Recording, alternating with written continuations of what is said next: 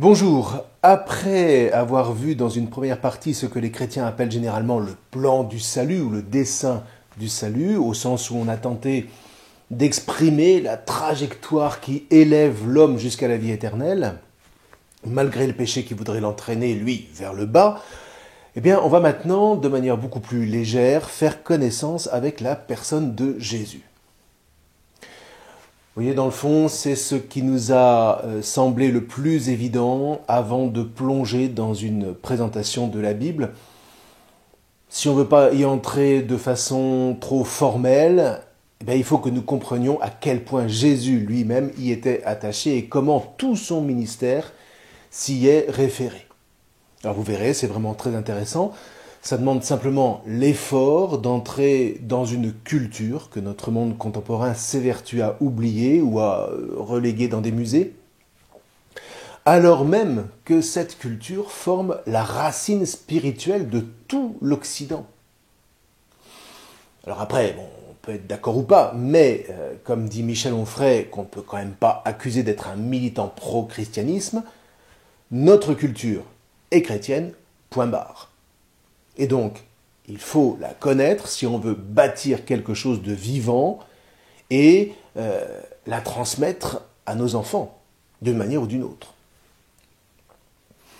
Alors, partons à la rencontre de cet homme en qui les chrétiens discernent Dieu qui a pris chair de notre chair pour nous élever vers le Père, au plus concret donc de ce qui a composé sa vie d'homme au milieu de son temple. C'était il y a 2000 ans.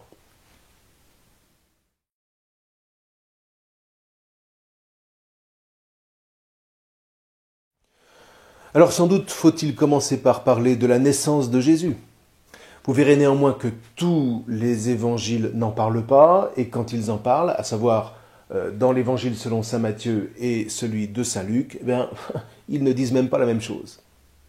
Si ce n'est que, quand même, Jésus est né à Bethléem, en Judée, un petit village à quelques kilomètres à peine au sud de Jérusalem, avant la fin du règne de Hérode le Grand, donc au plus tard, vers l'an 4 avant notre ère.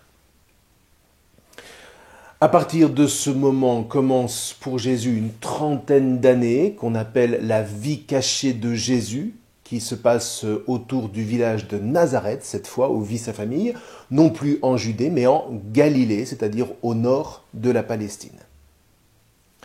Alors, parlons justement de la famille de Jésus. D'une part, elle est juive, donc marquée par la Torah de Moïse, que va lui transmettre son père Joseph. Alors, les évangiles sont très discrets sur ce Joseph, mais les historiens juifs de l'université hébraïque de Jérusalem, pour qui il ne saurait être question de mettre en doute l'existence de Jésus, ont beaucoup travaillé la question, en particulier pour montrer que Joseph a de grandes chances d'avoir été rabbin, et même l'un des plus grands rabbins de son temps en Israël. Alors, je développe ce point dans une vidéo du site de la Bible en tutoriel dont je vous mets le lien dans les documents.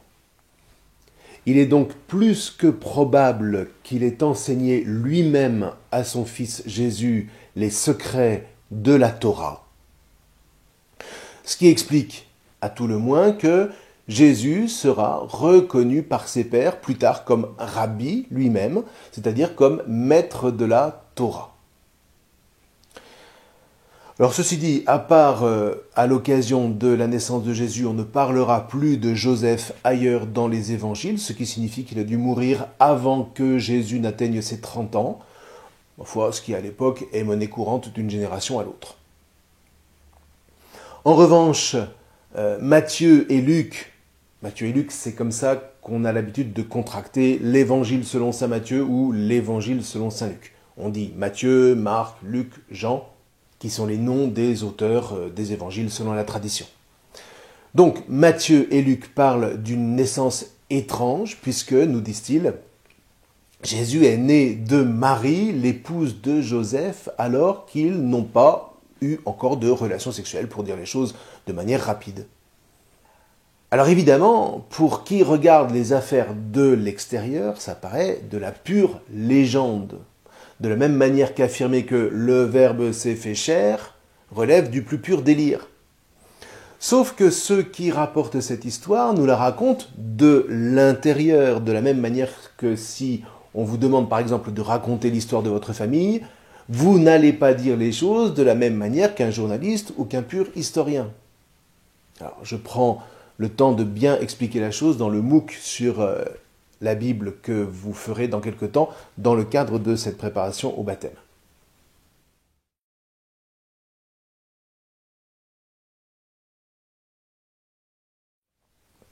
Donc, si on entend les choses de l'intérieur, les évangélistes relatent que la conception de Jésus relève de l'Esprit Saint, ce qui est tout à fait possible si on accepte le postulat selon lequel Dieu veut vraiment rencontrer son peuple et épouser sa création.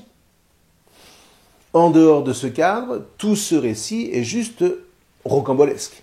Sauf si on se rappelle, en ayant lu les Écritures, qu'au moment où Moïse a achevé de construire le sanctuaire du désert qui va accompagner le peuple dans son exode, après la sortie d'Égypte, sanctuaire qu'il a construit sur les instructions précises de Dieu, un sanctuaire qui a demandé beaucoup de cœur à l'ouvrage, eh bien toujours est-il qu'à la toute fin du livre de l'Exode advient une merveille.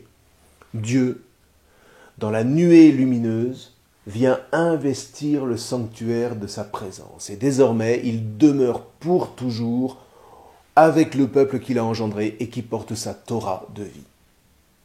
Or, voilà le texte en grec, qui était la langue véhiculaire de l'époque, un peu comme l'anglais aujourd'hui, et qui traduisait non pas l'hébreu mot à mot, mais ce qu'on comprenait du sens de l'hébreu à l'époque, comme on le faisait par ailleurs en araméen. Donc, voilà ce que dit le chapitre 40 de l'Exode en grec. La nuée, voilà la tente du témoignage, c'est-à-dire le sanctuaire. Et la tente fut remplie de la gloire du Seigneur. Moïse ne put pas entrer dans la tente du témoignage parce que la nuée couvrait son ombre sur elle et que la tente était remplie de la gloire du Seigneur. Alors maintenant, si on lit l'évangile de Luc, on trouve « L'Esprit Saint viendra sur toi et la puissance du Très-Haut, son ombre te couvrira. C'est pourquoi l'être saint qui est engendré sera appelé Fils de Dieu. » Bien là, qu'est-ce que vous voulez pour un juif, et pour Marie en particulier, l'expression étant unique dans l'Ancien Testament, le sens est « on ne peut plus clair ». De la même manière que Dieu est venu une première fois faire sa demeure dans le sanctuaire de Moïse, lorsque les temps sont accomplis, eh bien, cette venue va jusqu'au bout, encore plus loin.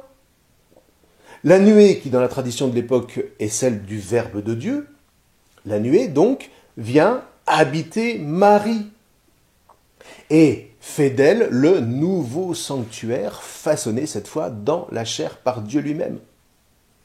Bref, Marie devient la demeure vivante du Dieu vivant, c'est-à-dire la demeure qui donne la vie, la demeure qui engendre dans la chair, le Dieu qui donne la vie. Waouh! Et c'est ainsi que la tradition chrétienne aimera donner à Marie les titres de demeure du Très-Haut, sanctuaire de Dieu, nouvelle arche d'alliance, puisque dans le sanctuaire reposait l'arche dont on disait qu'elle était le trône de Dieu. Et on donnera même à Marie le titre étonnant de Mère de Dieu, Théotokos en grec. Alors, Mère de Dieu, non pas au sens d'une mère primordiale qui aurait enfanté Dieu dans l'éternité, ce qui est juste impensable pour des juifs comme pour des chrétiens, mais la mère du Dieu fait chair. Et pour ça, c'est vrai qu'une collaboration sexuelle avec Joseph est inenvisageable, parce que ça ferait de Jésus un homme, comme les autres, que Dieu aurait ensuite investi d'une manière ou d'une autre, et toutes les hérésies tenteront d'élaborer divers scénarios en ce sens. Sauf que le résultat terrible serait que Dieu ne se serait pas fait véritablement homme. Il n'y aurait eu aucune épousaille entre Dieu et sa création et nous ne serions tout simplement pas sauvés. Notre divinisation serait impossible, du moins au sens intime que la foi chrétienne professe. Ce que saint Athanase, au IVe siècle, en Égypte, résumait en disant « Si le Verbe de Dieu n'a pas réellement pris chair, eh bien, nous ne sommes ni sauvés ni divinisés. » Et donc oui, dans le cadre posé par l'Écriture, la mère de Jésus est restée mystérieusement vierge, et vous voyez que les conséquences charnelles ne sont pas minces. Vous voyez, c'est toujours la même chose. Au niveau des idées, on peut toujours dire ce qu'on veut. Tout le monde a raison. Mais quand on réfléchit aux conséquences charnelles de ces idées, eh bien c'est là qu'on vérifie ou non leur pertinence.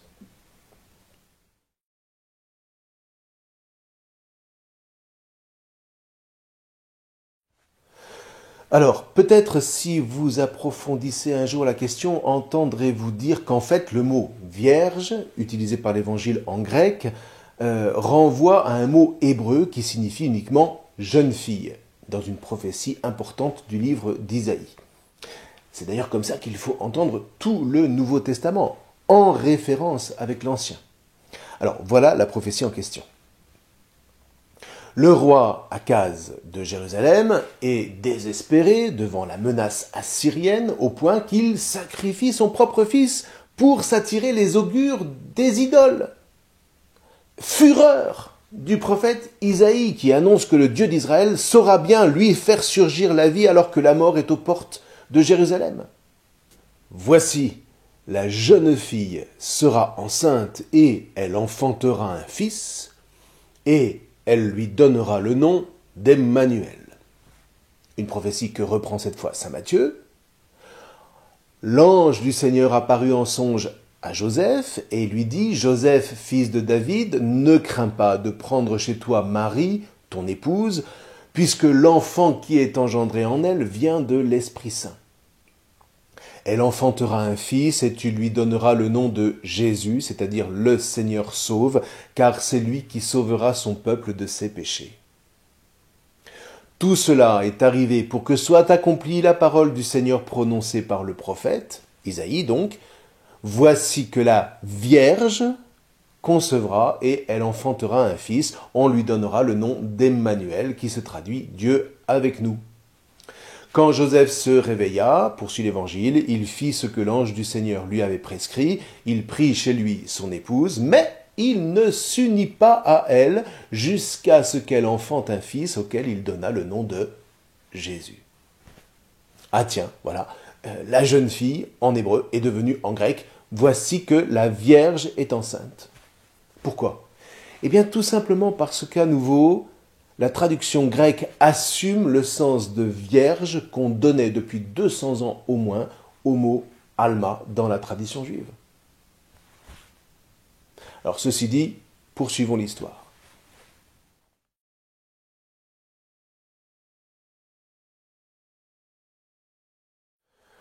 Donc Jésus est né à Bethléem.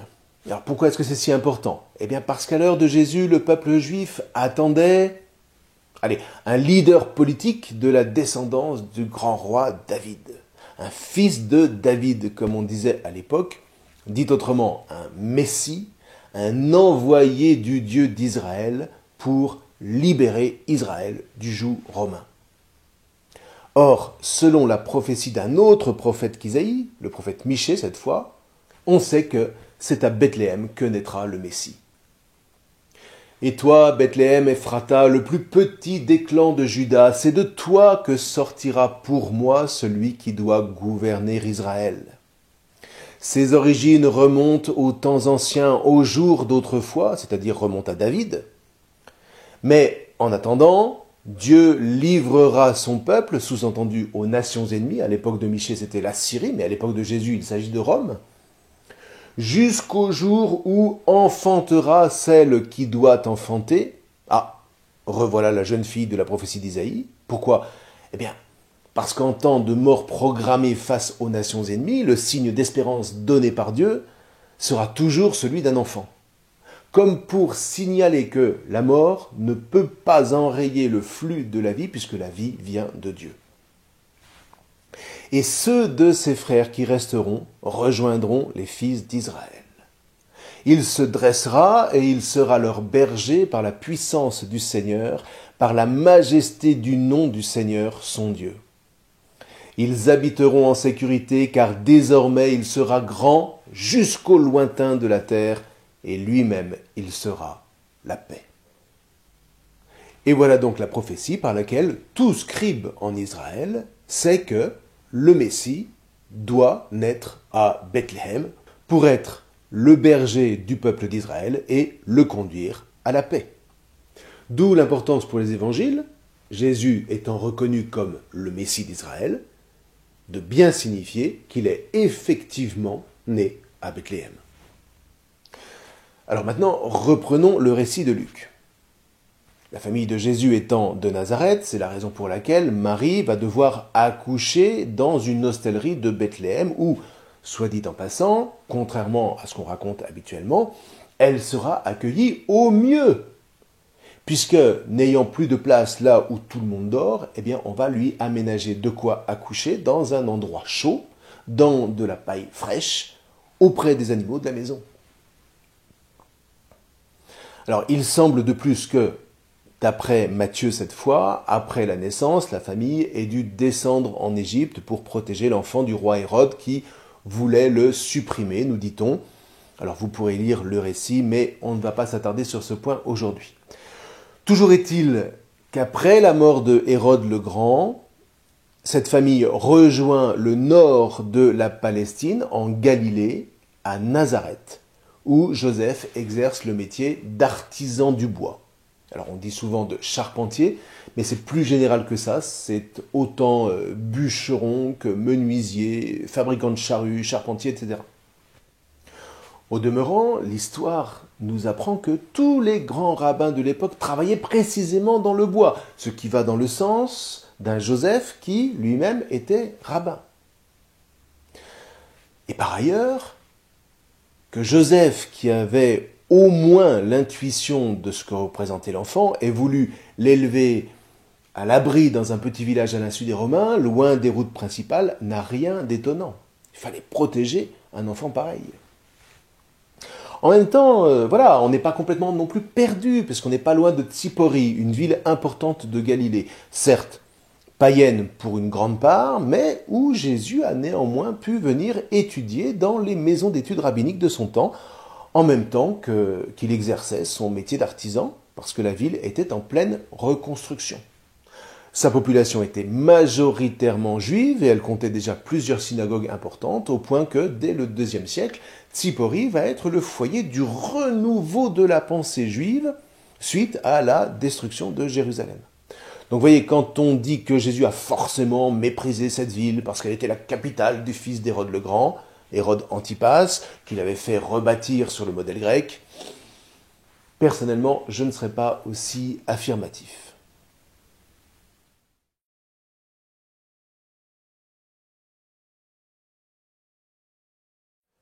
Par ailleurs, la région de la Galilée est un véritable paradis, avec des vignes, des champs à perte de vue. Et puis, surtout, c'est une terre où on rend grâce à Dieu, le maître du monde. Jésus et ses pères mettent toute leur espérance dans la parole du Dieu vivant qu'ils célèbrent à chaque Shabbat, chaque samedi, à travers les chants des psaumes et puis la proclamation de longs passages de la Torah.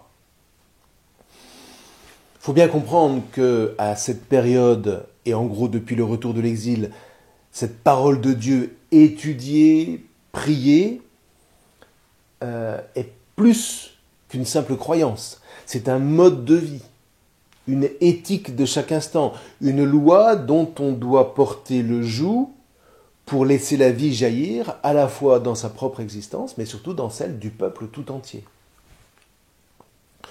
Jésus donc grandit ainsi dans une tradition religieuse et agricole, dont il apprend le rythme, dont il s'imprègne des images, les champs, leurs semences, leurs moissons, les vignes, mais aussi la pêche, puisqu'il ne vit pas loin de la mer de Galilée, le lac de Tibériade.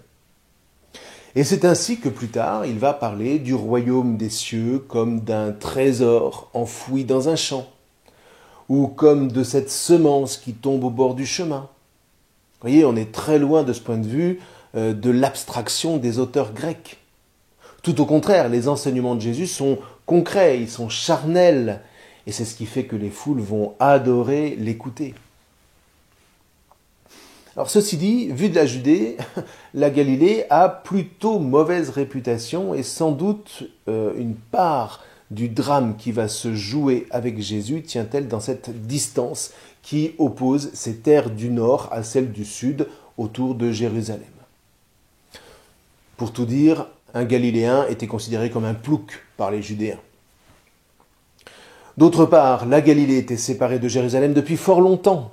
Elle faisait partie des 10 tribus qui firent sécession après la mort de Salomon jusqu'à l'exil, et même après le retour de l'exil, avant que n'advienne la dynastie hasmonéenne, dont vous prendrez connaissance en faisant le MOOC, eh bien, la Galilée n'a jamais été associée à Jérusalem. À cela s'ajoute que la Galilée est aussi une terre de brassage culturel, puisqu'elle est le carrefour de nombreuses populations. Mais il n'empêche que du point de vue du judaïsme, eh bien, la Galilée était, depuis environ 2 siècles avant Jésus-Christ, une terre assez orthodoxe. En opposition en tout cas avec le culte grec, tourné plutôt vers la vénération des morts, le culte juif de Galilée est amplement tourné vers le Dieu de la vie. Et c'est comme ça que Jésus dira « Laissez les morts enterrer leurs morts, Dieu n'est pas le Dieu des morts, mais le Dieu des vivants, etc. » Ça, c'est vraiment la foi juive dans le Dieu un. Le Dieu un qui est moins le Dieu unique, comme on dit d'habitude, que le Dieu qui unifie en quelque sorte, qui unifie son peuple, mais qui unifie aussi les nations autour de sa Torah, dont Jésus nous révèle qu'elle est la parole même du Père éternel. Parce qu'en définitive, il s'agit d'aimer Dieu et son prochain, et pour la raison que Dieu, le premier, aime son peuple dont il fait son prochain. Et maintenant, Israël, qu'est-ce que le Seigneur attend de toi? Il attend seulement que tu craignes ton Dieu en suivant ses chemins, en aimant et en servant le Seigneur ton Dieu de tout ton cœur, de tout ton être, en gardant les commandements du Seigneur et les décrets que je te donne aujourd'hui pour ton bien. C'est au chapitre 10 du Deutéronome. Voilà un discours d'amour qui chasse toutes les interprétations qui feraient de Dieu un dominateur sur l'homme. Quant à la crainte, il ne s'agit pas de la peur, mais de la remise de soi à un autre qu'on reconnaît comme plus grand que soi, sans pour autant s'en sentir anéanti. Au contraire, il y a une certaine noblesse dans cette crainte. Et quelque part, on pourrait dire que là où est la crainte, là est la foi. Alors là encore, il y a une vidéo sur ce thème dans le site de la Bible en tutoriel, dont je vous mets le lien dans les documents. Quoi qu'il en soit, on sait aujourd'hui que telle était la foi des Galiléens, dont toute la sagesse s'articule autour de la Torah de Moïse, pour laquelle il est essentiel d'obéir aux commandements.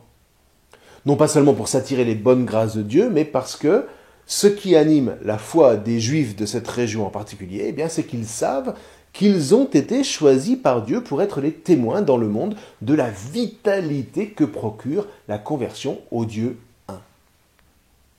D'où cet attachement du plus grand au plus petit à l'obligation de la prière, à la participation aux fêtes. Les Juifs de Galilée aiment se rendre à Jérusalem pour les grandes occasions, mais aussi l'attachement à tous les rituels quotidiens autour de la nourriture, de la sexualité, des naissances, du travail, des relations économico-sociales, etc., etc. Tous sont habités de cette certitude qui habite les psaumes. La Torah du Seigneur est intègre, elle est parfaite, qui restaure l'être et qui rend sage les simples. Alors dès lors, à l'époque de Jésus, l'obéissance de la Torah n'est pas simplement la croyance en une doctrine, mais un véritable cadre de vie, tant religieux que moral. La vie d'un juif pieux à l'époque de Jésus est vraiment d'une très haute tenue. Et donc Jésus s'inscrit dans ce cadre qui n'a aucune intention d'effacer ou de mettre sur la touche, tout au contraire. Ne pensez pas que je sois venu abolir la Torah ou les prophètes. Je ne suis pas venu abolir, mais accomplir. C'est-à-dire qu'avec Jésus, toutes les promesses du Premier Testament se trouvent réalisées. Alors peut-être pas de la manière à laquelle les Juifs s'attendaient qu'elles le soient, mais néanmoins, véritablement, au sens où la Torah, si elle fut donnée spécifiquement au peuple juif, avait quand même pour but d'éclairer toutes les nations païennes. Et c'est cette ouverture, entre autres, que Jésus est venu accomplir, sans que ça signifie, encore une fois, pour autant que l'alliance de l'Ancien Testament soit obsolète. Au contraire, puisque sans l'Ancien Testament, il n'y aurait juste pas de Nouveau Testament, raison pour laquelle on ne comprend rien à Jésus si on ignore les racines juives qui l'ont porté. Saint Jérôme disait, ignorer les Écritures, c'est ignorer le Christ.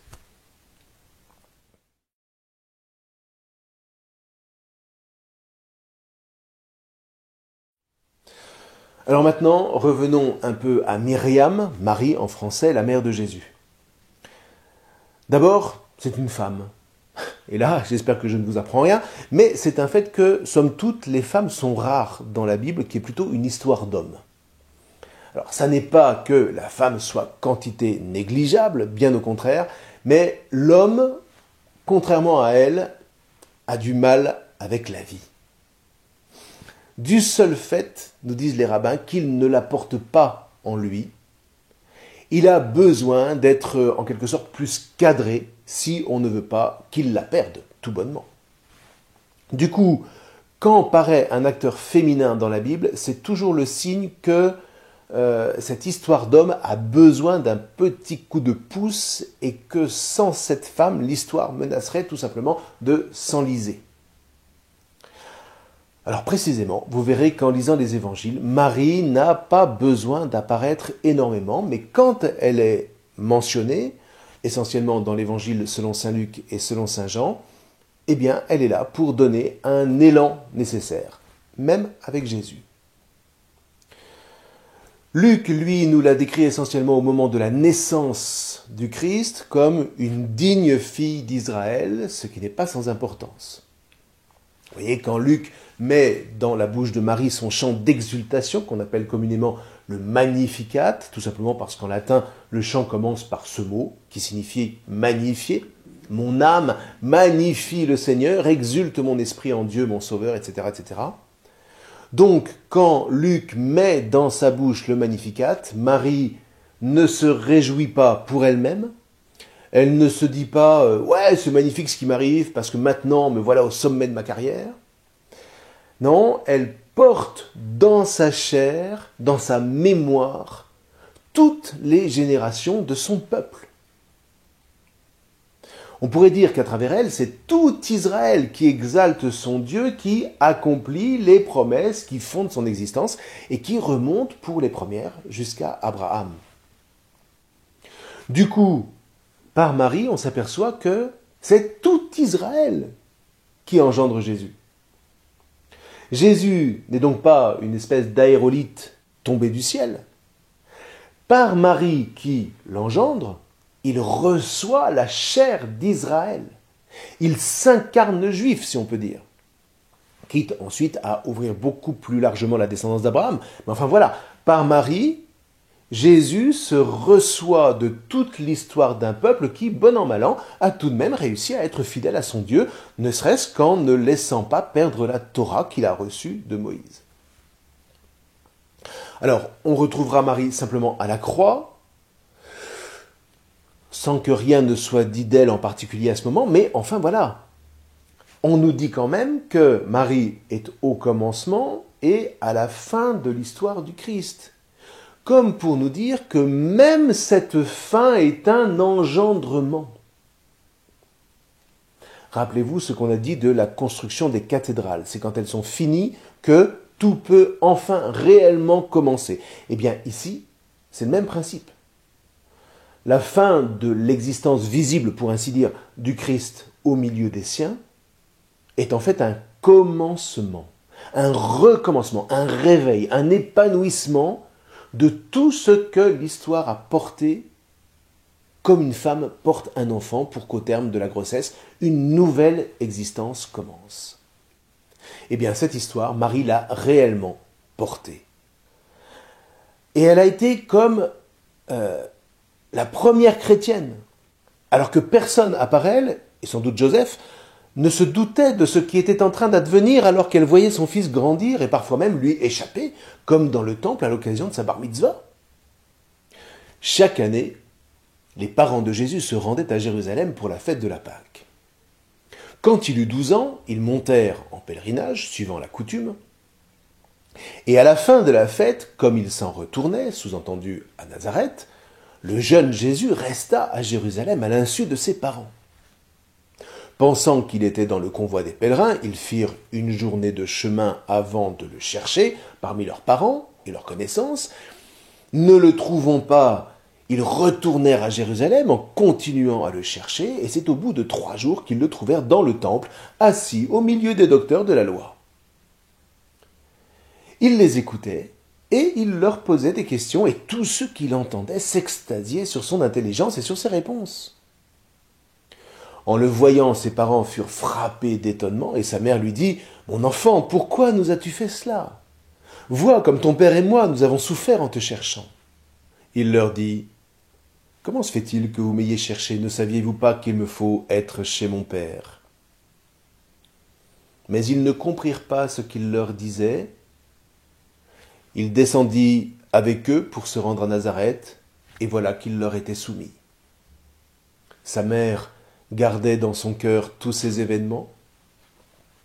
Quant à Jésus, il grandissait en sagesse, en taille et en grâce devant Dieu et devant les hommes. Voilà. En tout cas, à travers tout ça, j'espère que vous sentez bien que Marie est plus qu'un simple faire-valoir. Maintenant, prenons Saint Jean.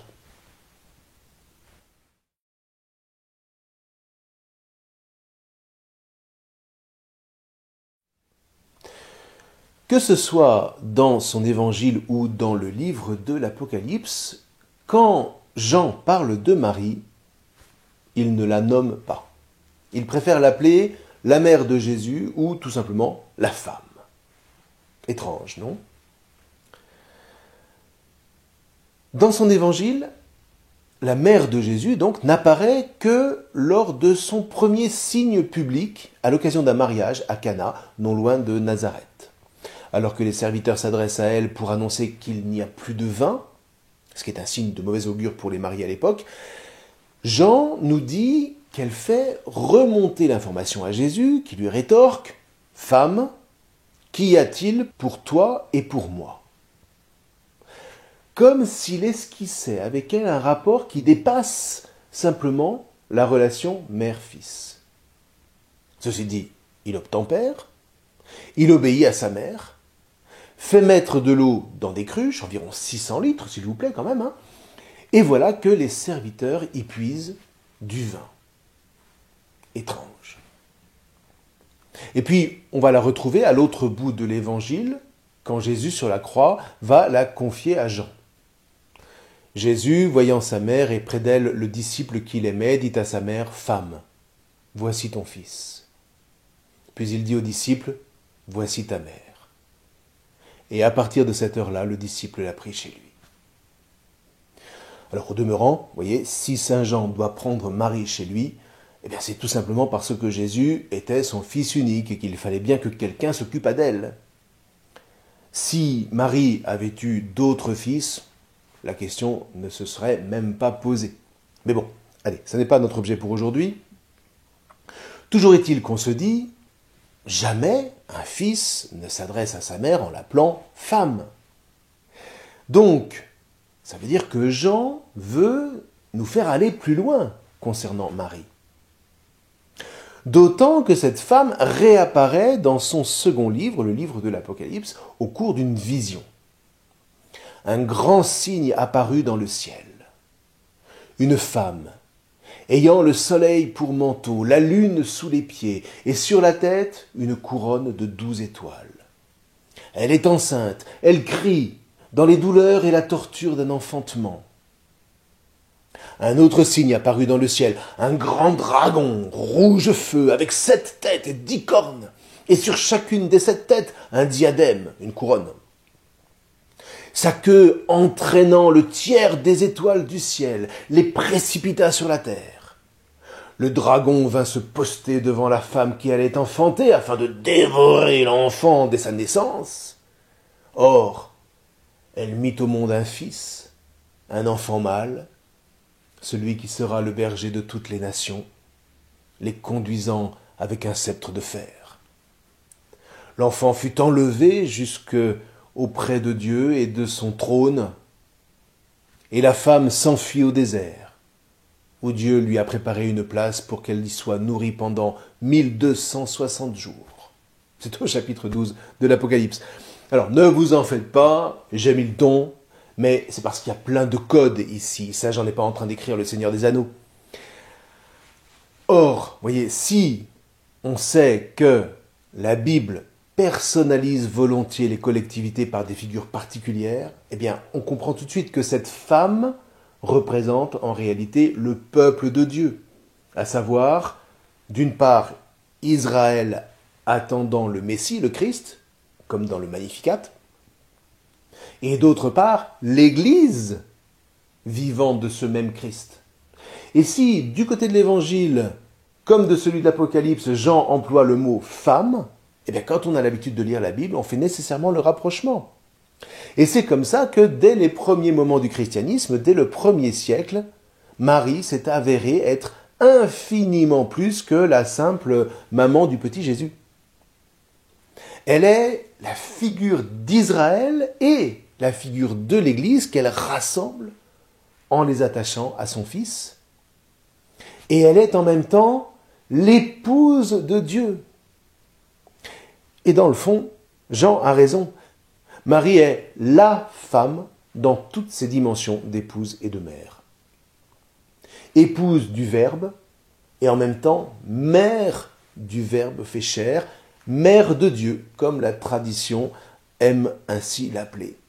Et dans le fond, vous voyez, en disant à Marie, femme, voici ton fils, en désignant Saint Jean, toujours parce que Jean ne représente pas que lui-même, mais tous ses frères et sœurs attachés au Christ, eh bien, c'est vous et c'est moi, c'est toute l'Église qui est ici confiée à Marie, à la femme.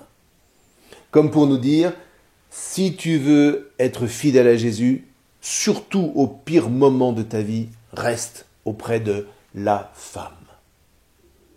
C'est elle qui maintiendra ton regard tourné vers lui alors que ta plus grande tentation sera de t'enfuir. D'ailleurs, il y a bien des chances pour que si Jean soit le seul disciple au pied de la croix, ce soit parce que Marie l'avait justement retenu par le col pour qu'il ne s'enfuit pas comme les autres. Enfin bref, ça c'est une considération très personnelle, vous avez le droit de ne pas adhérer. Toujours est-il que, vous voyez, ce rapport à la femme, à la fois à la mère et à l'épouse que constitue Marie, voilà ce que Bernard de Clairvaux traduira magnifiquement dans son poème le plus célèbre que je vous mets dans le document pour aller plus loin. Enfin voilà, vous voyez, tout ça à propos seulement de la naissance de Jésus, mais voilà, enfin c'est normal, tout est lié, sa naissance, sa mort, sa résurrection, etc. Écoutez, il me semble que vous avez déjà pas mal de grains à moudre avec votre accompagnateur, avec tout ça. Que le Christ Jésus vous garde en sa bénédiction. Je vous remercie.